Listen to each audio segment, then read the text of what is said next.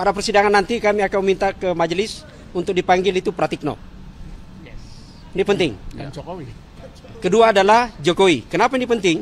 Ada banyak hal yang tidak dilakukan oleh KPU untuk membuktikan ijazah itu benar asli atau benar palsu. Jokowi itu adalah alumni yang sudah terlalu lama. Mereka kuliah itu dari 83 sampai 85. Jadi banyak arsip yang sudah tidak ada. Tapi ada yang menarik. Menurut saya ini menggelitik gitu ya. Sebentar akan dijelaskan. Itu adalah berkaitan perdebatan teman-teman soal foto. Kacamata. Jadi dalam ijazah Jokowi yang diperlihatkan gitu ya, itu ternyata adalah berkacamata. Pihak UGM pada sidang yang lalu menjelaskan bahwa ada peraturan dari kampus yang ditandatangani oleh wakil rektor pada saat itu bisa pakai kacamata. Saya tidak membantah peraturan itu karena kita pun juga belum diperlihatkan. Yang menarik adalah karena kok dokumen peraturan itu bisa dia temukan, tapi KHS dan dokumen skripsi dan lain-lain, dokumen untuk kemudian pelaporan KKN itu tidak ada. Yang tebalnya, dokumen yang tebal tidak ada, tapi yang selembar itu ada. Dan tahun 83. Tahun 84 gitu ya. Jadi itu yang menarik untuk kita menjadi pertanyaan-pertanyaan yang harus kita klarifikasi. Jadi ada banyak dokumen yang belum dan kita akan meminta sebentar semua dokumen itu akan diperlihatkan. Itu yang untuk UGM. Yang kedua adalah berkaitan dengan KPU. KPU karena banyak perdebatan yang tidak bisa diklarifikasi oleh KPU, maka akhirnya majelis kemarin memutuskan pas sidang yang tahun lalu itu menyatakan sidang di tempat untuk memeriksa beberapa dokumen. Bagi kami adalah, sekali lagi saya ingin menyatakan bahwa pihak KPU pernah menawarkan memperlihatkan ijazah kepada kami. Salinan ijazah. Tapi itu ada beberapa yang ditutup dan hanya bisa dilihat, tidak bisa diraba, tidak bisa dipoto. Perlu teman-teman pahami, dalam Undang-Undang Komisi Informasi, kebebasan informasi itu adalah hanya dua. Dikecualikan atau bisa dibuka, diakses. Tidak ada disebut, kalau dia sudah nyatakan terbuka, ya udah, buka gitu loh. Nah ini kemudian kita hanya bisa dibawa untuk melihat itu, tidak bisa.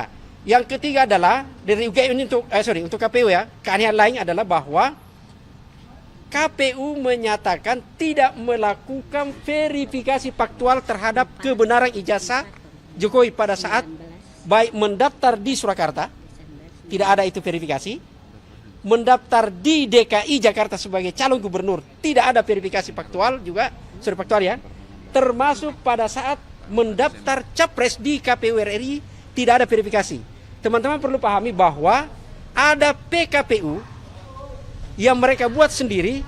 Salah satu tahapannya adalah tugasnya KPU memastikan seluruh dokumen itu benar. Memang tidak disebut seluruh dokumen itu asli, tapi benar. Pertanyaan kami adalah di persidangan lalu, dan mudah-mudahan sebentar bisa dijawab, apa argumentasi Anda, bagaimana proses Anda melakukan sampai Anda yakin itu benar, sementara Anda tidak melakukan verifikasi faktual. Itu di KPU. Itu untuk pengantar dari saya. Selanjutnya ke Bu Leoni. Yang ketiga adalah soal Polda. Ini saya perlu klarifikasi. Nanti akan dijelaskan oleh Bu Jemi ya. Polda sekarang proses untuk sengketa informasi juga. Oke, saya Bu Leoni dulu. Oke, terima kasih. Untuk yang keseluruhan permohonan kami kan melibatkan 3 pihak ya. Pertama UGM, yang kedua KPU, 3 KPU, KPU RI, KPU DKI, KPU Surakarta. Kenapa begitu? Karena ijazah itu pernah digunakan pada ketiga KPU. Kalau tidak pernah digunakan pada ketiga KPU, kami mungkin tidak berhak meminta informasi publik ke UGM. Itu pertama. Lalu yang ke Polda, kenapa kami ini sekedar mengulang lagi, kenapa kami meminta ke Polda? Karena UGM menyatakan pada jawaban bahwa semua dokumen yang kami minta itu katanya sudah diserahkan ke Kapolda, ke Polda Metro Jaya untuk barang bukti. Nanti dijelaskan lebih. Ya. Oke. Kenapa itu diminta? Padahal di Polda hanya pencemaran nama baik. Oke. Seperti itu. Lalu 3 KPU ini sebetulnya yang kami minta itu adalah benar-benar informasi publik. Pada persidangan pertama KPU sudah menyatakan itu adalah dokumen yang memang terbuka. Tetapi KPU bertahan untuk menutup sebagian informasi, padahal informasi yang ditutup itu adalah informasi yang jelas-jelas bukan yang dikecualikan, karena itu menyangkut tanda tangan, ya, tanda tangan dan sisir. Itu adalah suatu informasi yang justru menyatakan salinan ijazah yang digunakan itu legal atau tidak, malah itu yang ditutup. Oke, ini kesalahan dari KPU sendiri untuk memahami informasi yang dikecualikan, dan kami nanti akan bertahan pada hal itu. Yang lalu untuk UGM dalam persidangan sebelumnya sudah menyatakan bagian-bagian dokumen yang dinyatakan tertutup dan terbuka umumnya adalah terbuka kecuali yang menyangkut nilai. Dan salah satu yang kita sangat penting, Barismon, skripsi itu dinyatakan terbuka.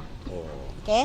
Jadi ada beberapa dokumen penting, karena kami itu tidak hanya meminta ijazah, tetapi adalah untuk meminta semua dokumen yang diperlukan yang dihasilkan selama proses kuliah yang nanti akan membuktikan bahwa pemilik ijazah tersebut benar terlibat di dalam proses akademik tersebut dan benar bahwa sudah mencapai tahap untuk dinyatakan lulus dan berhak atas ijazah itu. Dan kami meminta itu juga bersamaan dengan meminta SOP, prosedur kebijakan dan aturan-aturan lain yang terkait dengan penerbitan semua dokumen. Seperti misalnya aturan DO yang berlaku saat itu, kemudian dan misalnya kurikulum, karena ini menyangkut berapa SKS, karena kan beliau ini termasuk lulus tepat waktu, tetapi dengan informasi bahwa IPK-nya yang meragukan itu. Jadi itu yang akan kami minta. Oke, cukup sekian dari saya. Terima kasih. Oke, makasih. Bu Neni, ini ada Bang Jemi soal Polda ya, tapi saya tambahkan dulu satu berkaitan sama soal ijazah. Jadi ada beberapa klarifikasi kita yang belum terjawab dari KPU, termasuk soal legalisir yang tidak ada tanggal waktu pada saat legalisir. Sekali lagi KPU hanya menjawab bahwa akan di cross check kalau ternyata dalam ijazah itu legalisirnya itu ada daluarsa. Saya pada saat itu bertanya di rapat, kalau ternyata tidak ada tanggal, apakah ada verifikasi? Kata. Jadi ada banyak hal misteri yang harus kita bongkar. Nanti soal ijazah Bang Rismon tas ya, jelaskan. Ada Mas Lukas. Sebelum ke Mas Lukas, ke Bang Jemi dulu soal ini klarifikasi kita. Bukan klarifikasi, penjelasan gugatan kita yang ketiga ke Polda. Oke, makasih untuk saya mengklarifikasi bahwa saat ini di publik mengatakan bahwa seakan-akan permohonan kami untuk Polda sudah ditolak, padahal kami sudah jelas memasukin kembali permohonannya, dan itu pun kemarin waktu diputuskan salah ditolak bukan karena kesalahan kami, karena kesalahan informasi yang ada di antara Polda dan Mabes dengan Polda itu sangat birokrasinya yang tidak jelas, sehingga kami sudah mengajukan kembali permohonannya, dan kami dapat informasi sampai saat ini belum ada tanggapan sama sekali. Kembali tidak ada respon lagi. Tidak ada respon. Jadi saya mau klarifikasi bahwa bukan kami ditolak, tapi kami sudah mengajukan, tinggal menunggu sidang selanjutnya. Terima kasih. Ke Mas Lukas dulu. Oke. Ya, Mas Lukas. Oke. Ya, ini saya kira satu kelanjutan ya. Kalau kita sudah sidang 3 kali sidang. 3 kali sidang itu kalau ibarat konser musik baru pembuka. Nah, kita sudah mulai sekarang per bulan Januari ini pertunjukan utama.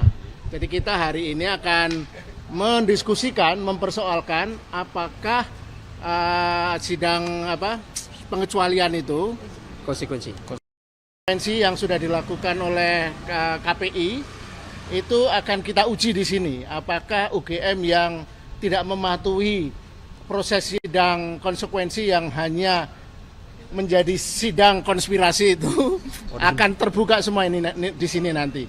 Kemudian juga yang penting tadi sudah ini ditekankan ya, betapa tidak ada niat baik ya dari Kapolda Metro Jaya. Dulu mereka beralasan karena inkoordinasi kita terselip di antara belantara labirin birokrasi di kepolisian. Nah, kita buktikan kita sudah mengajukan gugatan lagi dan belum ada respon. Nah, yang terakhir dari saya adalah sidang-sidang selanjutnya itu adalah substansi persoalan. Kita juga nanti sidang berikutnya ya akan ada kesaksian ahli. Dan disitulah diskusi tentang apakah dokumen-dokumen yang kita persoalkan itu ada atau tidak baru akan kita ketahui. Oke. Ke Bandri semuanya, saya menginformasikan soal ahli, saksi, fakta. Ini saya masukkan saja dulu informasi pada teman-teman. Pada persidangan nanti kami akan minta ke majelis untuk dipanggil itu Pratikno. Ini penting. Dan Jokowi. Kedua adalah Jokowi. Kenapa ini penting? Ada banyak hal yang tidak dilakukan oleh KPU untuk membuktikan ijazah itu benar asli atau benar palsu. Kan sama-sama benar. Benar aslinya atau benar palsunya. Karena tidak verifikasi, maka harus dikonfirmasi ke Jokowi apa yang terjadi pada saat verifikasi administrasi itu. Itu penting. Jadi ada dua hal. Dan yang ketiga adalah kami akan meminta juga majelis untuk menghadirkan dari partai pengusung. Pada saat dia calon di Surakarta, wali kota, calon di gubernur DKI Jakarta, dan pada saat dia capres. Minimal sekjennya. Penting ini karena mereka lah yang memegang dokumen itu, memeriksa betul. Tidak boleh mereka lepas tangan. Ini penting. Dia harus menjamin betul ini sah. Karena ini adalah publik, kepentingan publik. Tidak boleh kita menyebut nilainya ditutup hanya karena data pribadi. Penting bagi publik tahu orang yang jadi pemimpin itu adalah orang yang cerdas. Tidak boleh pemimpin itu hanya 2,0 IP-nya. Itu 2, itu penting untuk kita tahu karena berarti banyak D. Artinya harusnya kalau dia lulus tidak bisa cuma 4 tahun gitu ya. Ya, oke. 4 tahun itu hanya untuk jenius. Jadi saya ke Mbak Samsir dulu baru ke Pak Anisman. Oke. Selamat pagi. Assalamualaikum warahmatullahi wabarakatuh. Hari ini kita akan mengikuti sidang untuk HIP. Dalam arti sidang ini dilakukan setelah sebelumnya itu cukup lama ya. Kita bersidang dalam arti pada waktu itu dengan UGM maupun KPU Pusat, KPU DKI dan KPU Surakarta itu kita mendapatkan semacam deadlock. Dalam arti pemimpin sidang juga bingung karena beberapa kali bolak-balik pasal dalam Undang-Undang Nomor 14 Tahun 2008 itu pasal 17, pasal 18 itu bolak-balik aja itu aja sampai diputuskan pada waktu itu untuk melakukan pemeriksaan setempat ya. Karena uji konsekuensinya juga sudah belum ada ya. Tidak ada konsekuensinya. Tidak ada yang ada konspirasi. Tidak ada konsekuensi. Mungkin konsinyasi. Oke, itu yang kita akan ikuti untuk agenda sidang pada hari ini. Mudah-mudahan kita akan mendapatkan hasil dari pemeriksaan setempat, kemudian juga hasil daripada hal-hal yang tidak kita dapatkan pada sidang sebelumnya. Hari ini saya bawakan buku juga, bukan saya. Ini adalah buku baru terbit ya, baru aja terbit, masih hangat nih buku ini sebenarnya. Dan ini baru banyak dibeli. Dicari-cari. Iya. Ternyata ini ya. Ternyata inilah bagian daripada satu lagi ya yang menjadi materi yang bestseller nanti. Ini jadi bestseller saya pikir karena dibutuhkan Babak berikutnya. Gibran Endgame yang tentunya buku ini sangat ditunggu-tunggu oleh sebagian besar masyarakat kita untuk mengetahui siapa sebenarnya Gibran wakil presiden kita saat ini. Dari saya demikian. Assalamualaikum warahmatullahi wabarakatuh. Oke, kita ke Bandri semua ya yang meneliti langsung ijazah itu. Meskipun bukan mereka ini kita Dua-dua, Pak. Oh, dua-duanya. Sagam, Bandri semua. Iya, saya memberikan beberapa sedikit klarifikasi Bang ya, tambahan bahwa ada beberapa profesor yang sekarang aktif di UGM ya, pada tahun 80-an ya sampai tahun 86 itu ada 3 evaluasi jenjang akademik. Ya, ada 3 jenjang evaluasi akademik. Yang pertama 2 tahun pertama atau 4 semester pertama. Itu kalau IPK-nya di bawah 2 atau mepet 2 itu bukan di DO gaya UGM, tetapi diminta secara sukarela untuk mengundurkan diri. Ya. Jenjang yang kedua, evaluasi kedua adalah sarjana muda, berarti 6 semester pertama.